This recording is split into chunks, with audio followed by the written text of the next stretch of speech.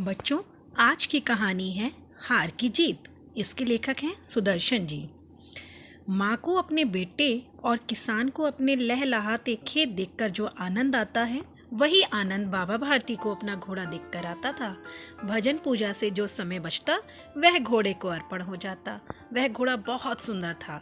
वैसा घोड़ा सारे इलाके में ना था। बाबा भारती उसे सुल्तान कहते थे।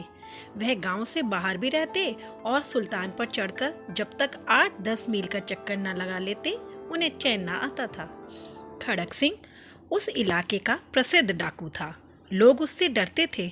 सुल्तान की प्रसिद्धि उसके कानों में भी पहुंची तो वह एक दिन बाबा भारती के पास पहुंचा।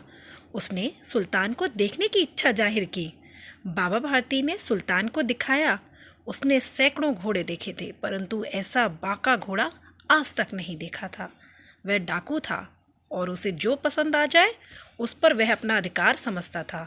जाते जाते उसने कहा, बाबा भारती, ये घोड़ा मुझे बहुत पसंद आ गया है। मैं इसे तुम्हारे पास नहीं रहने दूंगा। बाबा भारती डर गए। उन्हें खड़क सिंह का भय सताने लगा। कई मास बीत गए, किंतु खड़क सिंह फिर ना आया। फिर वो इस बात को भूल गए। एक दिन संध्या के समय बाबा भारती सुल्तान के साथ घूमने जा रहे थे। सहसा एक आवाज़ आई, ओ बाबा, इस कंगले की भी सुनते जाओ। उसकी आवाज़ में करुणा थी। बाबा भारती ने पूछा, तुम्हें क्या कष्ट है? उस अपाहिज व्यक्ति ने कहा, मुझे भी घोड़े पे चढ़ा लो, मुझ पर दया करो। मेरा स्थान यहाँ से 3 मील दूर है। मैं दुर्गा दत्त वैद्य का सौतेला भाई हूँ। बाबा भारती ने उस व्यक्ति को जैसे ही घोड़े पर सवार किया, वह सीधा बैठ गया और स्वयं घोड़े की लगाम पकड़कर चलाने लगा। उनके आश्चर्य का ठिकाना ही ना रहा। वह अपाहिज और कोई नहीं, खड़क सिंह ही था। बाबा भारती कुछ देर तक चुप रहे और बोले, जरा ठहर जाओ। वह बोला, बाबा जी, अब यह घोड़ा नहीं दूंगा। बाबा भारती बोले, यह घोड़ा तुम्हारा हो चुका, किंतु इस घटना का जिक्र किसी और से न करना। लोगों को यदि इस घटना का पता चलेगा तो वह दीन दुखियों पर विश्वास नहीं करेंगे। वह चले गए।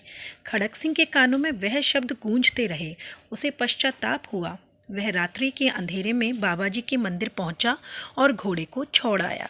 सुबह होते ही जैसे ही बाबा भारती ने घोड़ा देखा, उन्हें बहुत आश्चर्य और प्रसन्नता हुई। वह उसकी पीठ पर हाथ फेर कर बोले, अब मुझे इस बात का संतोष है कि कोई अब दीन दुखियों से मुंह नहीं मोड़ेगा। आपको कहानी का कौन सा पात्र सबसे अच्छा लगा और क्यों?